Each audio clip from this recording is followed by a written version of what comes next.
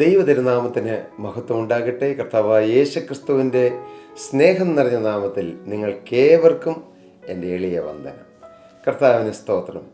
നാം ഓരോ ദിവസവും രാവിലെ മുതൽ വിവിധ സമയങ്ങളിൽ ദൈവത്തിൻ്റെ വചനം കേൾക്കുകയും നാം ധ്യാനിക്കുകയും നമ്മുടെ ജീവിതത്തിൽ അത് അനുഭവിക്കുവാനായി നാം നമ്മെ തന്നെ സമർപ്പിക്കുകയും ചെയ്തുകൊണ്ടിരിക്കുന്ന സമയങ്ങളാണല്ലോ.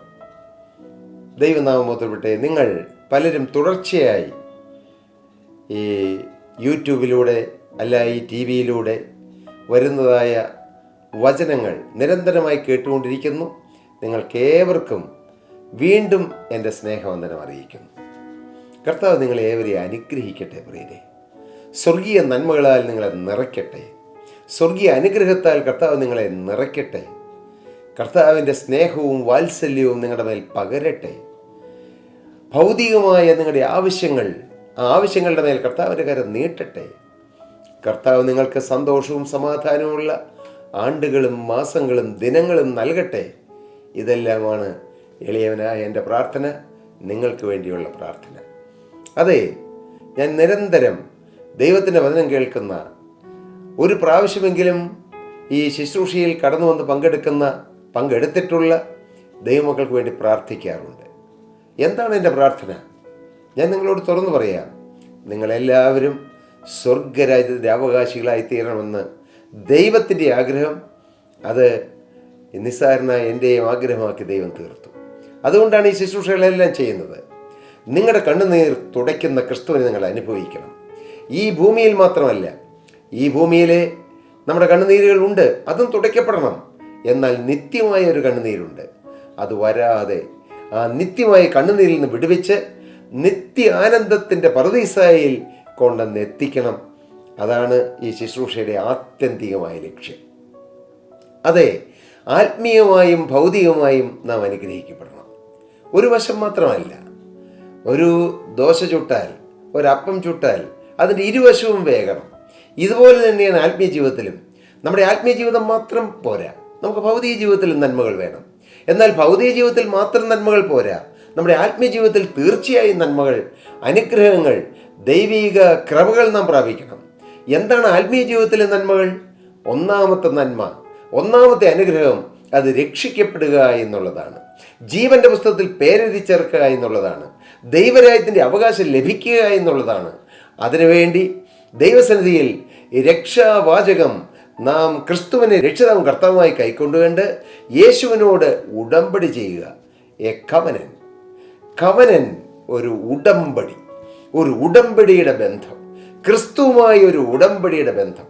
കർത്താവിനെ സ്തോത്രം. ആ ബന്ധമാണ് ക്രിസ്തീയ ജീവിതത്തിൻ്റെ തുടക്കം. ആ ബന്ധം തുടങ്ങുമ്പോൾ മാത്രമേ ക്രിസ്തീയ ജീവിതം തുടങ്ങുന്നുള്ളൂ. അപ്പോൾ ഞങ്ങൾ പാരമ്പര്യമായി വർഷങ്ങളായി പിതാക്കന്മാരുടെ കാലം മുതൽ ക്രിസ്ത്യാനികളല്ലേ? അതൊക്കെ ശരിയാണ്, പറയാം. പക്ഷേ മോനെ, നീ വ്യക്തിപരമായി കർത്താവായ യേശുക്രിസ്തുവിനെ നിന്റെ രക്ഷിതാവും കർത്താവും നിന്റെ വീണ്ടെടുപ്പുകാരൻ നിന്റെ ഉടയവനുമായി നിനക്ക് വേണ്ടി കാൽവറിയിൽ രക്തം ചിന്തിയ യേശുവിനെ നീ സ്വന്തം രക്ഷിതാവും കർത്താവുമായി നീ ഹൃദയാത്മന നീ സ്വീകരിക്കുമ്പോൾ മാത്രമാണ് നീ ഒരു ദൈവവേദലാവുന്നുള്ളൂ, യഥാർത്ഥ ക്രിസ്ത്യാനിയാകുന്നുള്ളൂ. സ്തോത്രം. ദൈവനാമം മഹത്വപ്പെടട്ടെ.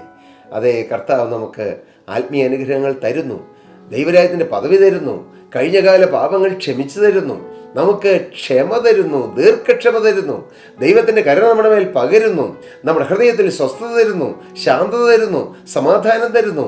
എല്ലാം ദൈവിക അനുഗ്രഹങ്ങളാണ്, ആത്മീയ അനുഗ്രഹങ്ങളാണ്. എന്നാൽ അതും അത്ര മതിയോ? പോരാ. പ്രധാനമായി അത് വേണം, പക്ഷെ അതും പോരാ. നമുക്ക് ദൈനംദിനം ജീവിക്കണം.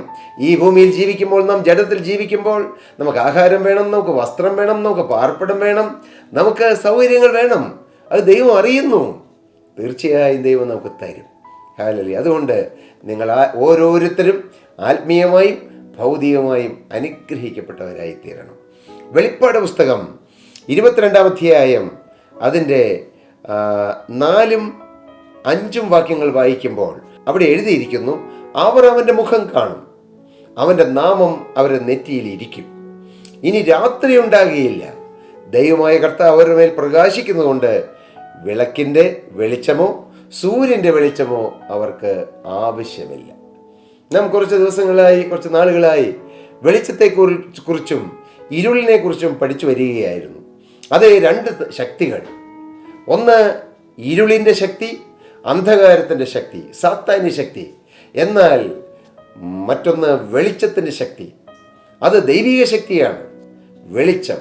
ഹല്ലേലൂയ. ഈ ജീവനുള്ള ദൈവം ഈ ഭൂമിയിൽ ആദ്യമായി സൃഷ്ടിച്ചത് വെളിച്ചമാണ്.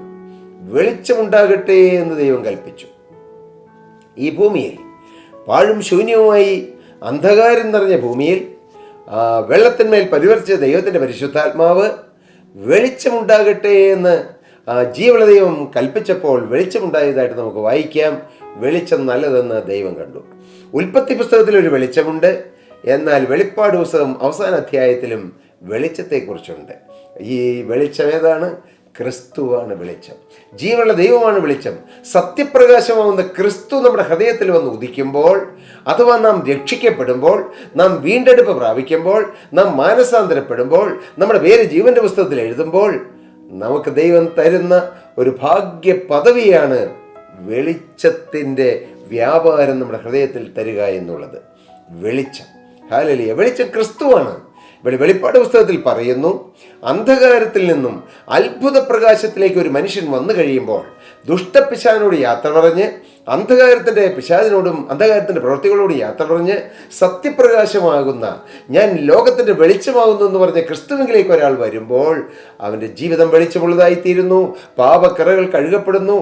ദൈവരാജ്യത്തിൻ്റെ അവകാശം, വെളിച്ചങ്ങളുടെ രാജ്യങ്ങളുടെ അവകാശം ദൈവം സൗജന്യമായി കൊടുക്കുന്നു. ഏതാണ് ഈ വെളിച്ചത്തിൻ്റെ രാജ്യം? അത് സ്വർഗരാജ്യമാണ്. അത് ക്രിസ്തു വസിക്കുന്ന രാജ്യമാണ്. ക്രിസ്തുവിൻ്റെ വിശുദ്ധന്മാർ വസിക്കുന്ന രാജ്യമാണ്. ആ രാജ്യത്തിൽ നാം പോകണമെങ്കിൽ ഈ അന്ധകാര ശക്തിയോട് യാത്ര പറയണം. ഞാൻ പറഞ്ഞു, രണ്ട് ശക്തികളേ ഉള്ളൂ ഈ ഭൂമിയിൽ. നിങ്ങൾ പറയും, ലോകരാജ്യങ്ങൾ, എത്രയോ ശക്തിയുള്ള ലോകരാജ്യങ്ങളുണ്ട്. ഒക്കെ ശരിയാണ്. പക്ഷേ ആത്യന്തികമായി ഈ ലോകത്തിലുള്ള സകല ശക്തികളെയും ഒന്നിച്ചു കൂട്ടിയിട്ട് അത് രണ്ടായി വിഭജിച്ചാൽ ഇരുളിൻ്റെ ശക്തിയും വെളിച്ചത്തിൻ്റെ ശക്തി എന്ന് പറയാൻ കഴിയും. ഇരുളിൻ്റെ ശക്തിയെ നയിക്കുന്നത് ദുഷ്ടപിശാചാണ്. എന്നാൽ വെളിച്ചത്തെ നയിക്കുന്നത് വെളിച്ചമാവുന്ന ക്രിസ്തുവാണ്. ക്രിസ്തുവിന് വേണ്ടി നാം ജീവിതം വേർതിരിക്കുമ്പോൾ നമ്മിൽ ആ വെളിച്ചം വ്യാപിക്കുന്നു. കർത്താവിന് സ്തോത്രം. വെളിച്ചത്തിൻ്റെ പ്രവൃത്തികളിലൂടെ നാം പോകുന്നു. വെളിച്ചത്തിൻ്റെ വഴിയിലൂടെ പോകുന്നു. വചനം വെളിച്ചമാണ്. വചനപാതയിലൂടെ നാം മുന്നോട്ട് പോകുന്നു. ആ വചനപാത ചെന്ന് നിൽക്കുന്നത് നിത്യസ്വർഗത്തിലാണ്. ഈ വചനം നമ്മുടെ ഹൃദയത്തിൽ നാം സ്വീകരിക്കുമ്പോൾ, നാം അനുഭവിക്കുമ്പോൾ നമ്മുടെ ജീവിതത്തിന് അന്ധകാരം ഒഴുകി മാറുന്നു. നമ്മുടെ അധ്വാനം കൊണ്ടല്ല, കഠിന പ്രയത്നം കൊണ്ടുമല്ല പ്രിയരെ. ചിലരുണ്ട് മണലിൽ കയർ വിരിക്കുന്നത് പോലെ ക്രിസ്ത്യ ജീവിതം നയിക്കാൻ നോക്കും. കഷ്ടപ്പെട്ട് പാടുപെട്ട്. അങ്ങനെയല്ല ക്രിസ്ത്യ ജീവിതം. യേശു ക്രിസ്തുവിനോടുള്ള നിർമ്മല സ്നേഹത്തിൽ നിറഞ്ഞ്, ഓ എൻ്റെ പ്രിയപ്പെട്ട യേശു, ആ യേശു ദുഃഖിക്കുന്നു, എനിക്കൊന്നും വേണ്ട എന്ന് ചിന്തിച്ച് യേശു പ്രസാദിക്കുന്ന ജീവിതം എനിക്ക് വേണമെന്ന് തന്നെ സമർപ്പിച്ച് ജീവിക്കുന്ന ജീവിതമാണ് ജയജീവിതം. അങ്ങനെ ലഭിക്കുന്ന ജീവിതമാണ് ജയജീവിതം. നാമോ നമ്മെ സ്നേഹിച്ചവൻ മുഖാന്തരം ഇതിലൊക്കെയും പൂർണ്ണ ജയം പ്രാപിക്കുന്നു എന്ന് അപ്പോസ്തലനായ പൗലോസ് പറഞ്ഞു. എങ്ങനെ? സ്നേഹിച്ചവൻ മുഖാന്തരം. നമ്മെ സ്നേഹിച്ച് നമുക്ക് വേണ്ടി കാൽവറിയിൽ ജീവൻ തന്ന ക്രിസ്തു മുഖാന്തരം നമുക്ക് പൂർണ്ണ ജയമുണ്ട്. അങ്ങനെ നാം ജയജീവിതം അനുഭവിച്ച് മുന്നോട്ട് പോകുമ്പോൾ ഈ ഭൂമിയിൽ നിന്ന് മാറ്റപ്പെട്ടാൽ നാം നിത്യസ്വർഗത്തിലെത്തും. അവിടുത്തെ കാര്യമാണ് പറഞ്ഞിരിക്കുന്നത്. ഇനി രാത്രി ഉണ്ടാകുകയില്ല. ഹല്ലേലൂയ. ഇനി ഇരുട്ടിൻ്റെ പ്രവൃത്തികളില്ല. അവിടെ രാത്രിയില്ല എന്ന് പറയുമ്പോൾ ഡേ ആൻഡ് നൈറ്റ് ഇല്ല എന്നുള്ള അർത്ഥം ഉണ്ടെങ്കിലും അവിടെ അന്ധകാരത്തിന് വ്യാപാരമില്ല എന്നുള്ളൊരു വ്യാഖ്യാനം കൂടിയുണ്ട്. അന്ധകാരത്തിന് വ്യാപാരം ഇനി അവിടെ ഇല്ല. കാരണം പിശാച് അവിടെയില്ല. വെളിച്ചമാവുന്ന ക്രിസ്തു മാത്രമേ ഉള്ളൂ. ഇനി രാത്രി ഉണ്ടാകുകയില്ല. ദൈവമായ കർത്താവ് അവരുടെ മേൽ പ്രകാശിക്കുന്നുകൊണ്ട് വിളക്കിൻ്റെ വെളിച്ചമോ സൂര്യൻ്റെ വെളിച്ചമോ അവർക്ക് ആവശ്യമില്ല. കാരണം ക്രിസ്തു ഉദയസൂര്യനായി പ്രകാശിച്ച് നിൽക്കുന്നു. സ്തോത്രം. ഉദയസൂര്യനായി ആ ക്രിസ്തു പ്രകാശിച്ച് നിൽക്കുമ്പോൾ അവിടെ മറ്റൊന്നിൻ്റെയും ആവശ്യമില്ല. സൂര്യൻ്റെ ആവശ്യമില്ല, വെളിച്ചങ്ങളുടെ ആവശ്യമില്ല, ചന്ദ്രൻ്റെ ആവശ്യമില്ല. അവിടെ ക്രിസ്തുവിൻ്റെ പ്രകാശം. അതെ പ്രിയപ്പെട്ടവരെ, ക്രിസ്തുവാകുന്ന ഉദയസൂര്യൻ നമ്മുടെ ഉള്ളിൽ ഉദിച്ചാൽ പിന്നെ നമ്മുടെ ഹൃദയം പ്രകാശപൂരിതമാകും. നിത്യസ്വർഗം അത് വെളിച്ചങ്ങളുടെ ദേശമാണ്. അന്ധകാരത്തിൻ്റെ പ്രവൃത്തികളോട് നാം യാത്ര പറഞ്ഞാലേ, അതിനോട് എന്നേക്കുമായി യാത്ര പറഞ്ഞ് ഉപേക്ഷിച്ച് വെളിച്ചത്തിൻ്റെ പ്രവൃത്തികളിലേക്ക് നാം വരുമ്പോൾ മാത്രമേ നാം ദൈവരാജ്യത്തിൽ എത്തുന്നുള്ളൂ. അവിടെ ഇരുളിൻ്റെ പ്രവൃത്തി ഒട്ടുമില്ല, ഒന്നുമില്ല. സ്വർഗത്തിൽ വെളിച്ചം മാത്രം, വെളിച്ചങ്ങളുടെ പറുദീസ. അവിടെ ട്രാൻസ്പെറൻ്റാണ്, ട്രാൻസ്പെറൻസിയാണ് അവിടെ സൂചിപ്പിക്കുന്നത്. ഒളിച്ചു വയ്ക്കലില്ല, അവിടെ മറച്ചു വയ്ക്കലില്ല, അവിടെ ട്രാൻസ്പെറൻ്റാണ് സ്വർഗരാജ്യം. ഹല്ലേലൂയ. മകനെ, നീ ഇന്നത്തെ ജീവിതം നയിച്ചു പോയാൽ, നിൻ്റെ ജീവിതം ട്രാൻസ്പെറൻ്റ് ആക്കിയാൽ നിനക്ക് അവിടെ നിൽക്കാൻ കഴിയുമോ? ഇനിയും ഇരുട്ടിൻ്റെ പ്രവർത്തനങ്ങൾ നിൻ്റെ ജീവിതത്തിലില്ലേ? ഇരുട്ടിൻ്റെതായ സംസാരങ്ങൾ, അന്ധകാരത്തിൻ്റെ വാക്കുകൾ, പൈശാചികൻ സന്തോഷിക്കുന്നതായ ചില പ്രവർത്തനങ്ങൾ, മദ്യപാനം, വെറുക്കൂത്ത്, അനേകം സ്വഭാവങ്ങൾ, മയക്കുമരുന്നിൻ്റെ ഉപയോഗങ്ങൾ എല്ലാം അന്ധകാരത്തിൻ്റെ പ്രവർത്തനങ്ങളാണ്. പോരാ, കോപം, ശാഠ്യം, ദ്വന്ദ്വപക്ഷം, അസൂയ, ഭിന്നത, മദ്യപാനം എല്ലാം ഇരുട്ടിൻ്റെ പ്രവൃത്തികളാണ്. പ്രിയപ്പെട്ടവരെ, ആ ജഡത്തിൻ്റെ പ്രവൃത്തികളെല്ലാം ഇരുട്ടിൻ്റെ പ്രവൃത്തികൾ തന്നെയാണ്. അതിനോടെല്ലാം യാത്ര പറഞ്ഞ് നാം വെളിച്ചമാവുന്ന ക്രിസ്തുവിനെ സ്വീകരിക്കുക. വെളിച്ചമേ എന്നെ നയിച്ചാലും, ഓ ഹല്ലേലൂയ, ലീഡ് കൈൻഡ്ലി ലൈറ്റ്. വെളിച്ചമാവുന്ന യേശുവേ എന്നെ നയിക്കണമേ, വെളിച്ചമാവുന്ന യേശുവേ എന്നെ ഭരിക്കണമേ, വെളിച്ചമാവുന്ന യേശുവേ എന്നെ നിയന്ത്രിക്കണമേ, വെളിച്ചമാവുന്ന യേശുവേ അങ്ങയുടെ ഇഷ്ടം എൻ്റെ ജീവിതത്തിൽ നടക്കട്ടെ, എൻ്റെ ഇഷ്ടമല്ല അങ്ങയുടെ ഇഷ്ടം നടക്കട്ടെ എന്ന് പറഞ്ഞ് നാം നമ്മെ തന്നെ ദൈവകരങ്ങളിലേക്ക് സമർപ്പിച്ചാൽ ക്രിസ്തു പ്രകാശിക്കുന്ന സ്വർഗരാജ്യത്തിൽ നമുക്കും എത്തിച്ചേരാൻ കഴിയും. മോനെ, നിൻ്റെ ജീവിതത്തിൽ ഇന്ന് പാപമുണ്ടെങ്കിലും ആ പാപത്തോട് യാത്ര പറഞ്ഞ്, മകളെ, നിൻ്റെ ജീവിതത്തിൽ തിന്മകളും ദൈവം ദുഃഖിക്കുന്ന അനേക കാര്യങ്ങളുണ്ടെങ്കിലും അതിനോട് എല്ലാം യാത്ര പറഞ്ഞ് നീ വെളിച്ചമാവുന്ന ക്രിസ്തുവിനെ സ്വീകരിക്കൂ. നിൻ്റെ ജീവിതം മുഴുവൻ പ്രകാശമുള്ളതായി തീരും. അതിനിടയാകട്ടെ. അങ്ങനെ നിത്യപ്രകാശമാവുന്ന ക്രിസ്തു വസിക്കുന്ന നിത്യസ്വർഗത്തിൽ നമുക്ക് എത്താൻ ഇടയാകട്ടെ എന്ന് പ്രാർത്ഥിച്ചുകൊണ്ടും അനുഗ്രഹിച്ചുകൊണ്ടും ഞാൻ എൻ്റെ വാക്കുകളെ നിർത്തുന്നു. ദൈവനാമം മഹത്വപ്പെടട്ടെ. പ്രിയ സഹോദരീ സഹോദരങ്ങളെ, നിങ്ങൾക്ക് ഏതെങ്കിലും പ്രാർത്ഥനാ വിഷയങ്ങളോ മറ്റേതെങ്കിലും കാര്യങ്ങൾ ഷെയർ ചെയ്യേണ്ടതോ ഉണ്ടെങ്കിൽ ഞങ്ങളുമായി കോൺടാക്റ്റ് ചെയ്താൽ, താഴെ കാണുന്ന നമ്പറിൽ ഞങ്ങളുമായി കോൺടാക്റ്റ് ചെയ്താൽ ഞങ്ങൾ പ്രാർത്ഥിക്കാം, ഞങ്ങൾ നിങ്ങളുമായി സംസാരിക്കാം. പക്ഷേ ഞങ്ങൾ പറയുന്നൊരു കാര്യം, ഞങ്ങൾ ഉപദേശിക്കുന്നൊരു കാര്യം, നിങ്ങൾ ഒറ്റയ്ക്കൊറ്റയ്ക്ക് യേശുവിനോട് സംസാരിക്കണം. നിങ്ങൾ ഒറ്റയ്ക്കൊറ്റയ്ക്ക് നിങ്ങളുടെ പ്രാർത്ഥനയിൽ യേശുവുമായി ബന്ധപ്പെടണം. അങ്ങനെ നിങ്ങളുടെ ഭാരങ്ങളും നിങ്ങളുടെ ആവശ്യങ്ങളും യേശുവിനോട് അറിയിച്ച് യേശുവിൽ നിന്ന് നേരിട്ട് പ്രാപിച്ച് നിങ്ങൾ യേശുവുമായി ഒരു ബന്ധം സ്ഥാപിക്കണമെന്നാണ് ഞങ്ങൾ ആഗ്രഹിക്കുന്നതും ഞങ്ങൾ അഡ്വൈസ് ചെയ്യുന്നതും. എങ്കിലും നിങ്ങൾക്ക് ഏതെങ്കിലും ആവശ്യങ്ങളുണ്ടെങ്കിൽ ഞങ്ങളെ വിളിച്ചാൽ ഞങ്ങൾ നിങ്ങൾക്ക് വേണ്ടി പ്രാർത്ഥിക്കാം.